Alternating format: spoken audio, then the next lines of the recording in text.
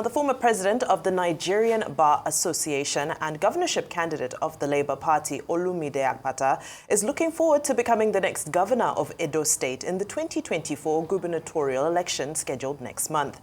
His candidacy brings a fresh wave of optimism and promise, resonating strongly with the electorate. Akpata's campaign has been characterized by a clear and inclusive vision for Edo State. His manifesto outlines comprehensive plans for economic revitalization, infrastructure development, education, healthcare, and social welfare. Meanwhile, the BTV television network, in released results of its public opinion polls for the Edo State governorship election in July, puts Olumide Akpata of the Labour Party as the clear frontrunner in next month's election. Akpata was also adjudged the likely winner of the election in two online polls conducted by Edo Pride, an online blog, and Tunde Ednut, a social media commentator and influencer. Well, joining us now on the morning show is Olumide Akpata, Oludi, the governorship candidate of the Labour Party in Edo State and the former president of the Nigerian Bar Association. Good morning and welcome. Good morning, thank you for having me. Well, good to have you. Good to have you with us in the studio. Good morning, Rufai. Morning. Thank you for having me. Well, 25 days to the election, the battle for Osadebe House. One, how is it going? And although you have responded to this other issue, that the allegation that you are a pawn, working secretly for the APC, where you said you are not one of them and you don't want to dignify it with a response. But we would like, again, to hear from you, now that we have the privilege of having you with us in our studio. Are you working for Gbajabiamila, as they claim? Or, but how is the campaign going? Well, first, the campaign is going very well, Doctor. Going extremely well. I am grateful to God for the opportunity. For me, I'm new to the game. It's been 1 year, running firstly as an aspirant, clinching the party's ticket, and then running around now as candidate. I have been around Edo State. As aspirant, I went around the state 3 times, 18 local governments. As candidate, I've gone around 2 times. And so for me, it has been a blessing because, as you can imagine, it has given me an opportunity to see my state from angles and perspectives that I had never really contemplated. So it has been going extremely well. There are problems, there are issues, but nobody ever promised it will be easy.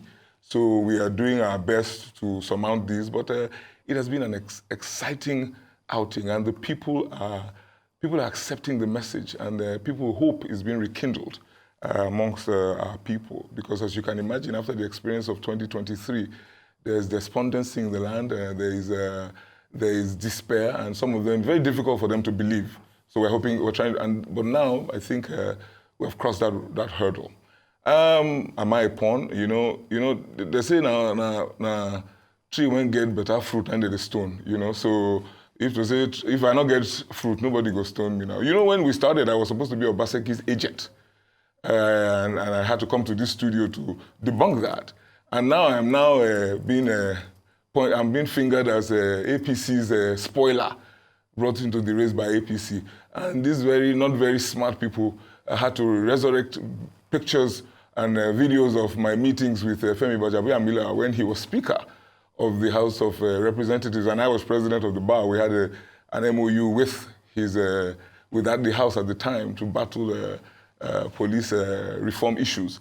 So those videos and pictures have been bandied around as evidence of my collaborating with the APC. I have published on online and print media my own rebuttal, and I've told the people that I am not one of them. They are 2 fingers of the leprous hand. But in fact, we call them APC. We don't even bother to separate them anymore. They're the same. They've run Edo State for 25 years, and there's really nothing on ground to show. It's a continuous failure in leadership. I won't touch them with a Bargepole. I would not touch either party with a Bargepole. You just need to go around Edo State and see that the people are left with the very short end of the stick. So I have no godfather. I have no benefactor. God is my father, and he has been seeing me through. And the people will push us very gently into Government House on the 21st of September. All right, you made reference to the 2023 election. There's skepticism that without the Peter Obi effect that existed during the 2023 election, that the outlook for Labour candidates in various elections is morbid. And there's also a perception that the Labour Party is almost like a bus that people get onto when they want to get onto office and they don't want to be associated with PDP or APC. What's your take on those perceptions? Well, I'm not quite sure that the Peter Obi effect is absent, because Peter Obi, leader of the Labour Party, is 100% with me.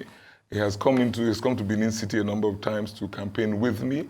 He's returning in September to join us with the campaigns. He has said time and again that he is fully in support of my candidacy, and he has asked the people of Edo State. He says anybody who supports him should support Olu Akpata. So the Peter Obi effect is still very much present. Well, the only thing we can say is that the person on the ballot is not Peter Obi, but Peter Obi effect is very, very present. And the people are daring to believe again. From Benin City to Uromi, to Auchi, to Igara, the people are daring to believe again. When we go out, they come out in their numbers, they welcome us, they receive us, and it's like, where have you been? It's like, where have you been? Where we've been waiting for you. So, you know, the people will serve, these two parties, they will serve them hot breakfast on the 21st of September, because the people really want change. They desire to be brought out of bondage. So I'm quite confident that the Peter Obi effect is still very much present, and the people it's resonating with the people. They are keen in. So we're very excited. I'm going back to Auchi as soon as I leave your studios to go and continue with the campaigns. We're talking to the people, we're seeing and they're receiving the message. With a divided Labour Party, is that how you want to do it? Is Abure with you now as we speak? Is the chairman of the party with you? We hear there's a lot of skirmish going on as regards the Labour Party in Edo State. We all saw what happened. What's your take on that? And I read your manifesto. You're talking about the fact that Edo is the worst place to do business. How are you going to transform that? Secondly, Edo does not have water. We need a lot of reticulation of pipe. Have you calculated how much it would cost you to give water to the Edo people? At least let's start from there in the first place. So firstly, divisions in parties. You know, every family, they get quarrel now. It's not nothing new. I can point to the other parties in Edo State and I tell you what issues they have internally, just not my business. So I focus on my own party. Labour Party has issues at the national level. Julius Abure, you referred to, as far as there are issues right now as to whether he's even still the chairman of the party. You know what I mean? So all of those issues... Has he been a stumbling block to your campaign? No, not at all. Not at all. Has he supported you? Well, he's the chairman. Of course he supports me. Of course. Really? You're sure everything's okay with you and Abure? We're fine. We're cool. Okay. Yeah, we're cool. So he's the chairman of the party.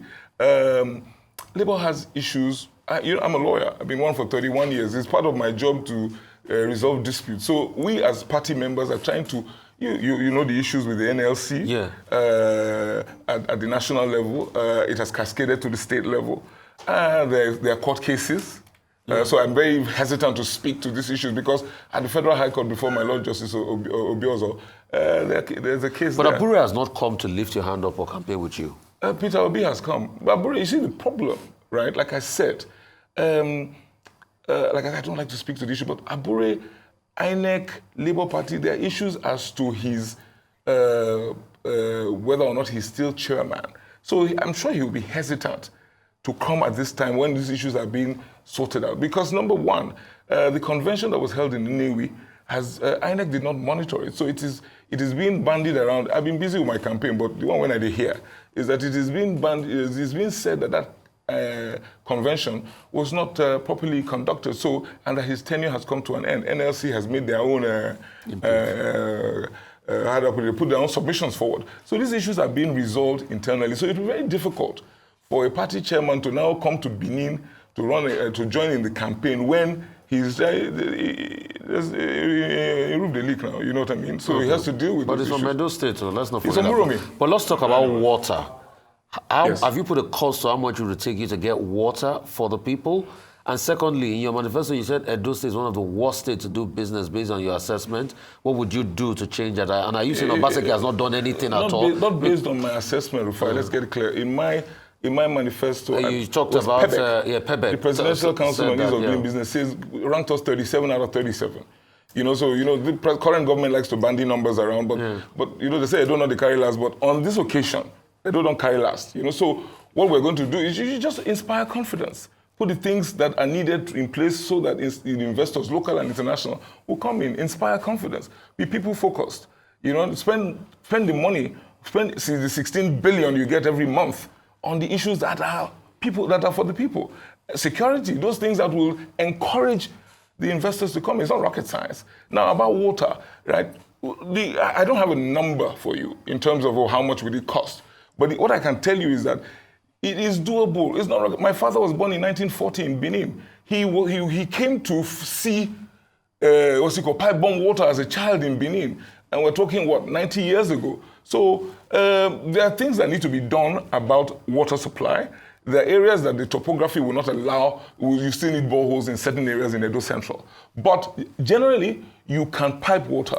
The dams that have been abandoned, or Jeremy and Co., they can be reactivated. Now, where I take my start-off point is that I look at the income profile of the state, and I say, when we start work, apportion what you need to apportion. You're not going to fix the water in one day, but you have to apportion the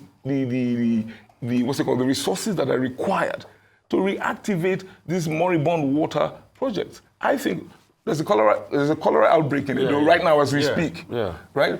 And it's because of the fact that our water system or our water supply, whatever, is impaired. There are issues. So I may not be able to give you a number as we speak in terms of exact figures, but from my own, the questions I've asked the experts, it is doable. And Edo has an income profile that can accommodate water, road, and all of those things. So for me, the problem we have is that people are not doing their job. Okay, Olumide.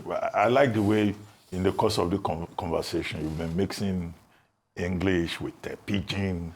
Yeah, Doctor, it makes it exciting. I think in pidgin first. We have had a very good dialogue on this program. It's a pleasure to have you. We hope Monday, October, the APC candidate will also show up. Don't hold your breath. If he wants to speak pidgin, we will conduct the interview in pidgin. Yes, we are ready for and if he wants to speak Edo language, we will get an interpreter. If English language is a bit difficult for him. So I like that. But let me ask you. You join politics. Don't hold your breath. You won't show up. Why will you say it won't show up? Oh, no, don't say that about Mr. Money. You joined politics 1 year ago. So this is not MBA section on business law. What are the MBA? Or MBA section on business law. No, I was chairman of section. Oh, you were president? I was president of the entire chairman of the business law section. Now, what lessons will you say you have learned as you you went from law, commercial law, into politics? That's one. And what are the challenges that you have faced so far? So for me, the lessons I have learned is that, or the lessons that have been reinforced, Dr. Abati, is that everything rises and falls on leadership. And it is the absence of leadership that has put us where we are. We have been victims of irresponsible leadership. Now, the logo of the reason why I joined Labour Party, the logo of the party, you will see in the Papa, Mama, Pikin. The classic definition of democracy has people mentioned 3 times, right? For good reason. But you have governments over time that have totally taken the people out of the equation. So that is my problem, that leadership is the issue. And so for me, we need to take charge. A leader must take charge. A leader must understand that you are there to serve the people. Doctor, I've gone around Edo State 5 times now, and it is the same story across the state.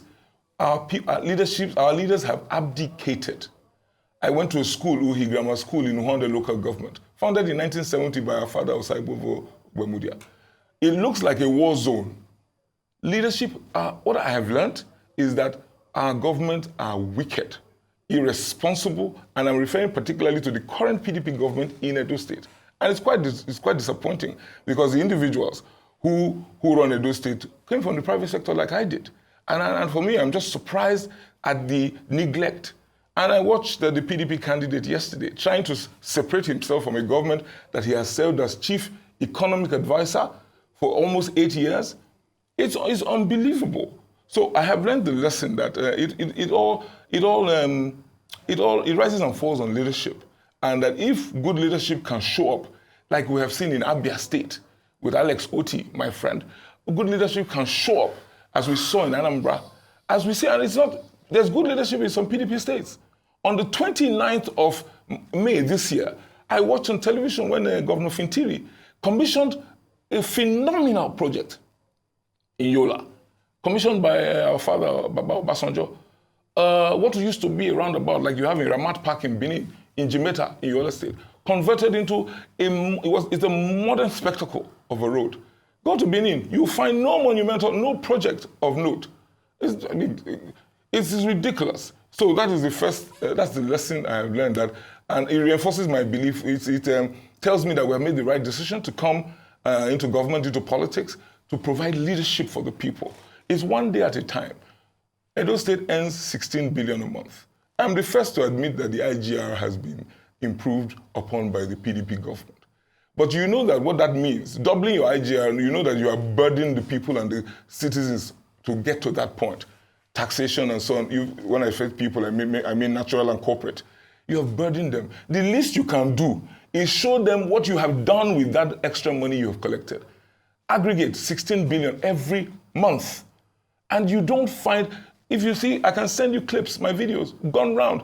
Aswe mentioned yesterday, Edo Best. Our schools are great. The teachers have tabs. That's a joke. That's a joke. You can't pick one or two schools in Benin City and tell me that is reflective of the reality in Edo State. Doctor, I have gone round Orion local government area. If you remember the town called Abudu, there's another town there called Uronigbe. They have not had power for 10 years. Meanwhile, they sit on the largest inland gas deposit in Nigeria. It's a paradox. The one that I can't even begin to wrap my mind around. So it's about leadership, and Labour Party is here to provide leadership, and the people know this, and the people are ready to support Challenges. You spend a lot of money on advertisement, so Challenges? You seem to have some deep pockets, funding you. But what are the challenges here first? Challenges. My first challenge as a new politician is confronting a people who don't believe anymore. The trust deficit is so wide. The people, it's like trying to find out the original sin. How did we get here? Because over time, the people they've been raped serially. So as far as they're concerned, they lump all of us. They lump all of us politicians. They just tar all of us with the same brush. So the challenge has been to let the people know, say, I not count me join them. I not follow them. You need to repeat that message over time, that you can trust us, you can believe. I tell them, I say, they say, how do we believe you? I say, well, I tell them that there's risk in everything we do. But you have to look at pedigree, you have to look at, by their fruits you shall know them. Go and see the people who have been there for 25 years. In the last 8 years, you have one individual. For first half, he wear APC jersey. Second half, he come out of changing room, now PDP jersey they wear. So I tell them, I say, you have been dealing with the same group of people. But it's so I will be the first to admit that the people are jaded. They are jaded, and for me, that mental shift, that mind shift that you need to engender has been tough, but it's good to see that we're making progress in that regard. The people, I go out on the street and they say, you're our candidate, we're going to vote for you. Still speaking on challenges, you're from Edo South. And the unwritten rule, unspoken rule, is that it is the Central's turn. I don't know about that rule. You don't know about it? No. So you're not considering that in your campaign at all? It's not a factor to you? So I always say, and I've said that for over 1 year, you don't transplant zoning. Zoning is a party issue.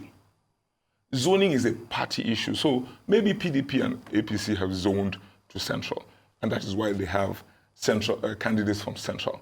Labour Party, we are new to the game. The Yorubas call it Cheshede. We are new to the game, right? We decided as a party that on this occasion, best foot forward.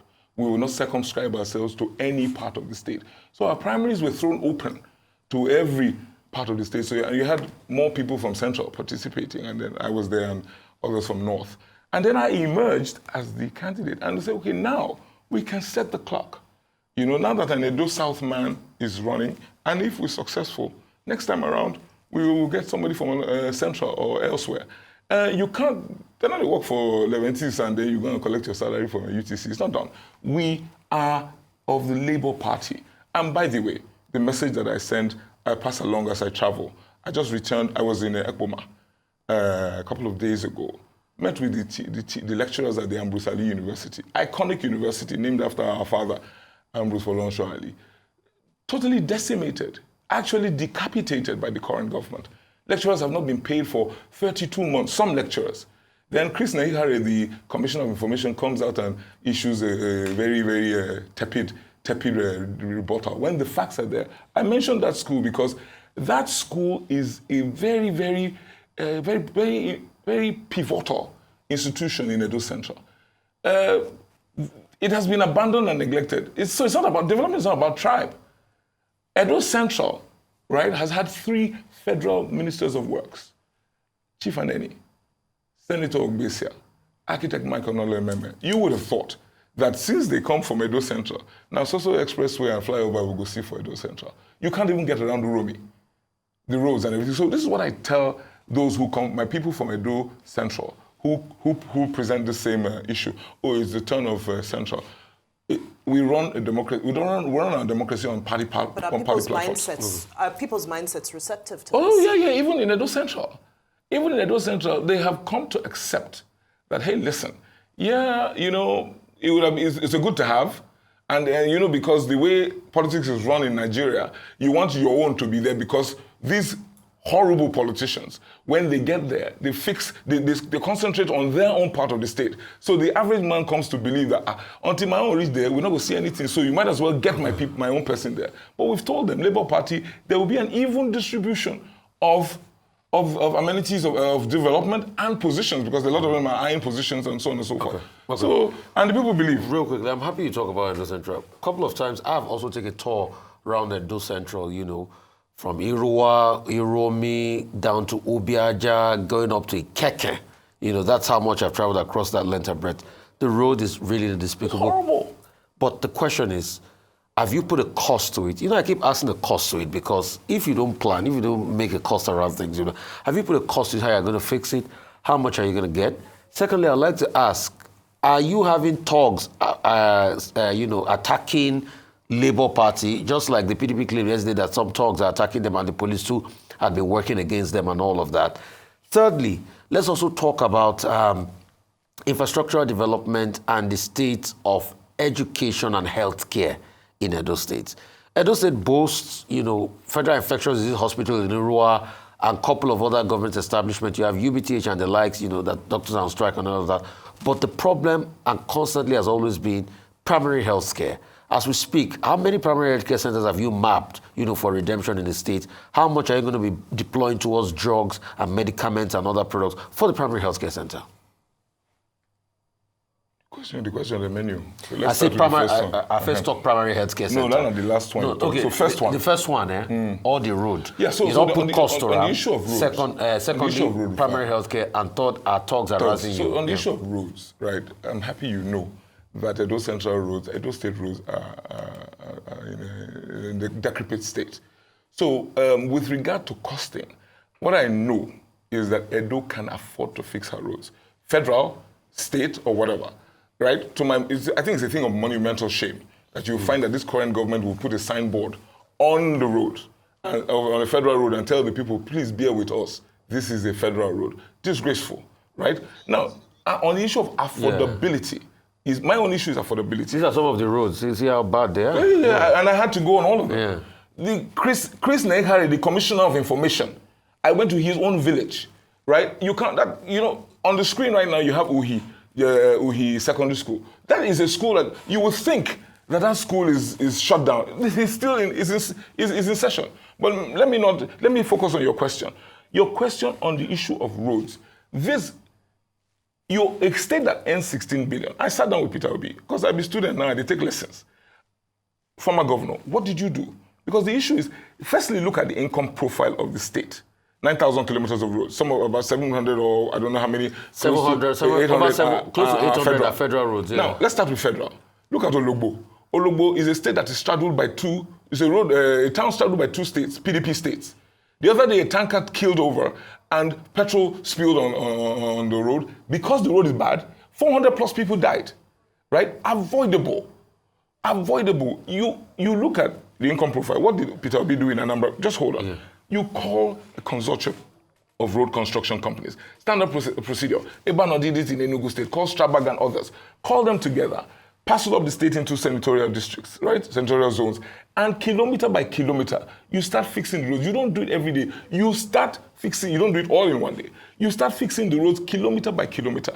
And now, if based on what I earn as a state, right, I know that I can fix this road over a 48-month period, right? I can fix a huge, a significant number of kilometers. That has to be the aim. I'm not going to be immobilized by the fact that, oh, we don't have all the money at once. But you can project with what you have. So how many thousand kilometers are you going to fix out of this road? Well, out of the, first and foremost... Out of the 9,000, okay. The 9,000... When you remove 700 government road for there, no, we will do like the federal government roads. Something. We will have to fix okay, the federal okay, government roads. You are fixing the because you find out that the federal government roads are critical. Okay. Yesterday, I could not leave Auchi. I could not get out from Auchi back to Benin. I had to look for back roads. Onwa, Sabongida Ora, and in fact, with SUVs, you know, the escort car has to go first, test the road, whether we will fit pass. So it's that bad. So federal roads have to be taken into consideration. So how many thousand kilometers will you fix? For me, if there are 9,000 kilometers of roads, for me, I would aim for a modest 50% to make sure that 50% of those roads, at least, we can start to fix them. 4,500 kilometers. We must aim for that. Okay, primary healthcare center, because we have like primary healthcare center, there are 192 wards in Edo State. And if you look at my manifesto, it's simple. My father's a doctor. I've been a patient more times than I want to remember. Most of the doctors tell us that most of the ailments that afflict the average person is at the primary healthcare level. Now, the current government promised that they will give us primary healthcare centers. We don't have primary healthcare centers. So you find the people going to overburdening our tertiary institutions. We will put one primary healthcare center per ward. That is 192, so 192 per ward. Brick and mortar issues. Then we put the doctors there, where we get doctors from NYSC. We will get our diaspora doctors. They have committed. Telemedicine is done today, right? So we need to have technology there. We will power them. Do you know how much it's going to cost? You see, with regard to costing of each one, I can tell you that we can afford it. Okay. Rufai, we can afford it. I have looked at what we earn. I have looked at averagely what it will cost. Same structure in terms of the brick and mortar, just replicate it across 192. A couple of contractors following a design. I have looked at what it will cost power source. I have looked at what it will cost power source in terms of what kind of power, solar or whatever. I want something that's sustainable, right? So there may be medium and short and medium term approaches to power. I have looked at the issue of equipment. My major problem with regard to the primary healthcare center is where to get the doctors from, which is why we must sit with the youth service, NYSC and so on and so forth. Our talks are asking you yes or no quickly. No, you see, I told you that the two are the same party, right? So this issue playing out on the streets in Benin. Okay, let's move to Dr. Abati. Doctor, this issue playing out on the streets is just a manifestation of what they want to do on election day. I saw Aswe complaining yesterday. PDP is also attacking. You understand? APC is attacking, which is why we need... Where's your proof that PDP is attacking? I can send it to you. Empirical pictures. facts. I'll send to you pictures. Okay. Look, it's natural for a gubernatorial candidate to say, I'll do roads, I'll do primary health care, I'll do education. Your manifesto is titled, My Pact with the People of Edo State. In terms of priorities, can you tell us, as we begin to wrap up, 3 specific things that you want Edo State people to expect from you in case you win? What are those things, in other words, that Governor Obaseki has not done, that you think should be of priority, urgent priority, to the people of Edo State? Always difficult to buttonhole, but let's give me. I'll make it 4, please, if you don't mind.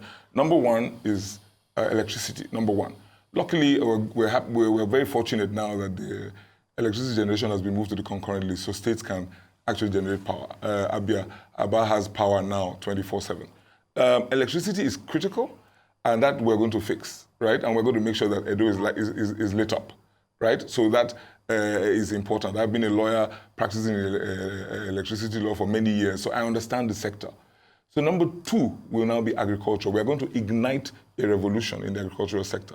It is 90,000 naira for a bag of gari. 90,000 naira. So even the 70,000 that they claim is minimum wage today cannot buy a bag of gari. So we have a problem. So we need to ignite that revolution in the agricultural sector. And the revolution in the sector will mean, one, government will have to be an off-taker. Government will have to be an active participant through the PPP model. In farm, we're going to set up farming settlements across the state. We're going to set up storage facilities across the state. We're going to set up agro-allied processing factories across the state. So that, one, we feed ourselves. That's the first thing. Two, we provide plenty jobs. Agriculture can provide plenty jobs. Three, we improve the economy of the average farmer, which will percolate and trickle down to the community he lives in. Four, we stem rural-urban migration. Number three thing that we're going to do is security. Security is critical because all the things that we talk about cannot be dealt with if the people are insecure. The state governor is called Chief Security Officer. We know that that is a name only. But we have to work with the existing security architecture. It is in our enlightened interest to ensure that we equip the police and the DSS. Modern technological aids have come to the rescue. Crime can be fought and prevented with technology, and work with them. Then, of course, ensure that our own security network is not a ragtag bunch. Even with regard to the agricultural sector, we're going to reintroduce the forest rangers. Farm settlements must be protected if we're going to have any success. The reason for my tour around the state, the major reason why the farmers are not farming and why Gary is 90,000 is that the farmers are afraid to come out. So security is critical. So apart from providing equipment for the farmers, there are things that the state government can do that will fight security. Infrastructure, roads. Now the person, when the individual who is trying to find out how to pass through some bad road is the ready target for a kidnapper. Street lights are critical to fight security.